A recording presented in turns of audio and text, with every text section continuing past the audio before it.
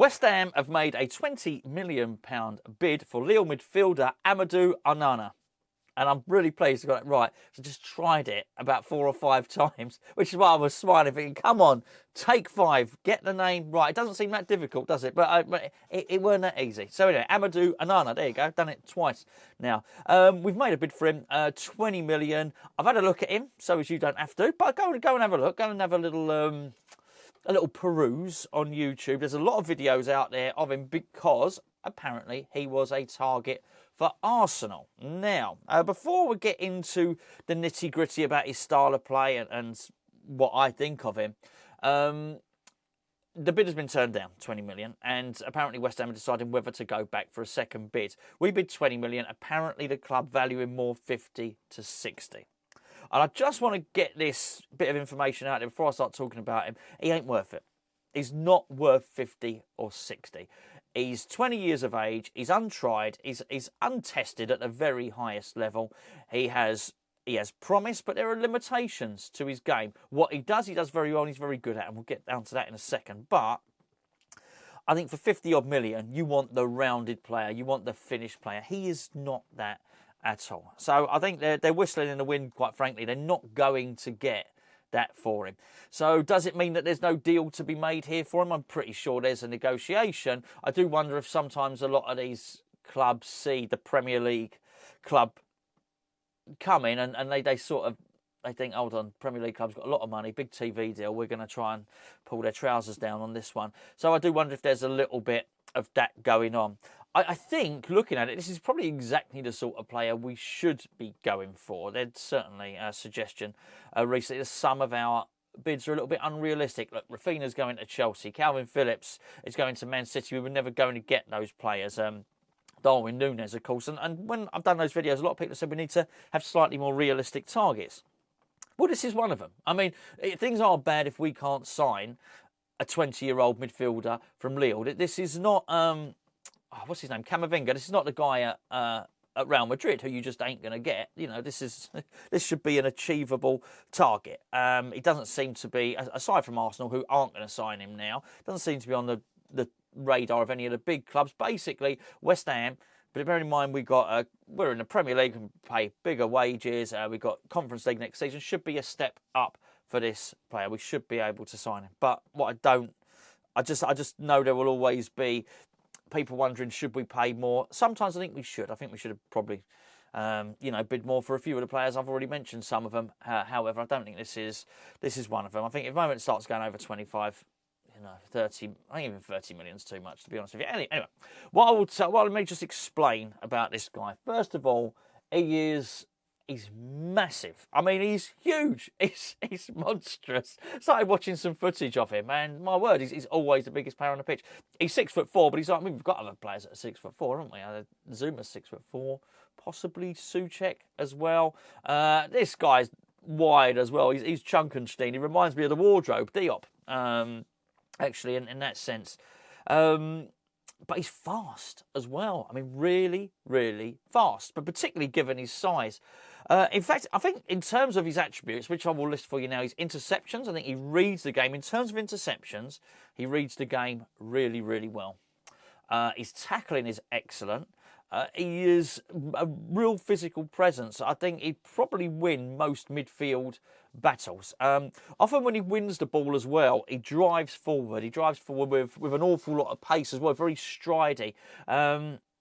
I was reading a few of the comments on a few of the sort of French, some of the French videos, and not that I can speak French. Obviously, translator was used, but there were comparisons of Patrick Vieira, and I wouldn't go that far. He's quicker than Vieira, but technically he's not as good as Vieira. But he travels with the ball. He does dribble with the ball very, very well. He eats up a lot of ground. I mean, certainly in rugby terms. Oh, did you see the rugby, by the way? Oh, that was terrible. Anyway, in rugby terms, he gains territory for you. He wins the ball back, he intercepts, and he eats up the ground. Once he gets himself level with a player as well, he's just going to get the ball. Once he gets his body in between the ball and the player. So he's very, very good at tackling, intercepting, that sort of thing. I can see the attraction. I often think he brings some much needed pace to central midfield. And don't get me wrong, I think we need more than just pace in central midfield. I think we need it in other areas. But when I looked at this guy, he just seemed to tick all the boxes in terms of what we would need from a defensive midfielder. And I think when you look at a situation with Souček, and I don't know, I still think that there's a way where Souček remains and does remain at West Ham. I've not given up on Thomas Souček. And before I speak any more about this interesting subject, you can decide whether it's interesting or not.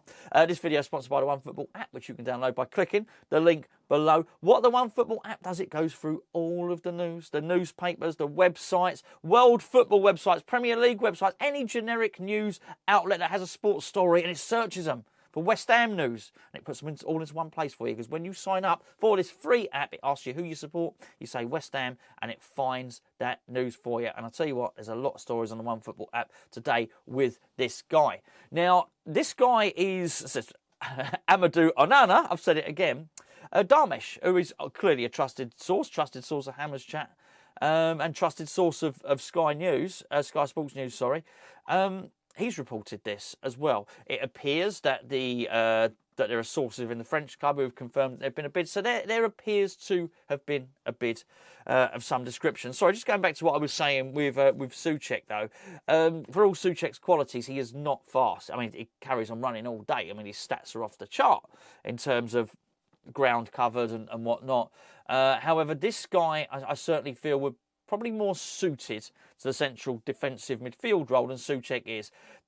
Let's be fair. When we first signed Souček and he was scoring all those goals, we didn't really particularly have him down as a central defensive midfielder. He was a box-to-box midfielder, a goal scorer. He's been asked to do a job last season by David Moyes, which sort of helped liberate Declan Rice and allowed Declan Rice to get forward. But it wasn't ideal for Souček. It wasn't perfect for him. This guy, I think, were this to happen and we would sign this guy, and presuming David Moyes would have started, but we do need more, by the way, than two midfielders, which is why I'm not totally resigned to the fact that Souček's leaving. But if it was Amadou Onana, I've got to double check. I'm so sorry. It is indeed. Then it would very much liberate Declan Rice. I think you'd probably find Declan Rice, who I anticipate is going to have his final season with West Ham. It would liberate him to be operating further forward, certainly, and becoming, I think, fully the box-to-box midfielder that he looked like he was about to become. I think you'd certainly see more goals from Declan as well. This guy, I mean, I think this guy would really help us concede less goals. It has to be said. I think we'd have a really formidable defence. I mean, listen, I don't want to before we start putting too much pressure on a Gerd. We haven't seen him yet. Let's just imagine it's Zuma and Ogbonna for now, who do have a really good central defensive partnership. This guy sat in front of him. It'd be very, very difficult. I mean, you'd certainly be trying to go wide against West Ham rather than go through the middle against these guys. So, look, he looks promising. He looks really, really decent. Interceptions, as I said, okay in the Every's height. I would expect to see a few more headers on the highlight reel, certainly. The tackles, as I say, the reason I sort of quantified it by saying reading the game defensively, he seems to see a pass in terms of reading from an attacking point of view. He seems to see a pass relatively well, but the execution of the pass is not brilliant. That being said, I do think his range of passing is probably better than Thomas Souček, but he's not a goal scorer. He's not going to get forward like Souček and provide a goal for it unless David Moyes has got other ideas. And I guess, with David Moyes, you can never be totally sure that he's going to play the player in the position that you think he might do. David Moyes has shown a massive capacity to change people's positions in terms of, where they play on the pitch. I mean, come on, Arnautovic, winger to striker, Antonio obviously playing as a striker, Cresswell playing left centre-back. He did that in his first stint as well. He dropped Lanzini into central midfield rather than just attacking midfield. I mean, crikey, he plays forward else on the left wing, doesn't he? So he's more than happy to change a player's position, but working on the assumption that he would buy this kid and he would play him, kid, got to someone twice my size a kid, but there you go, would play him in central midfield. I think, you have to assume that. I think he fits the system. I think he fits the style.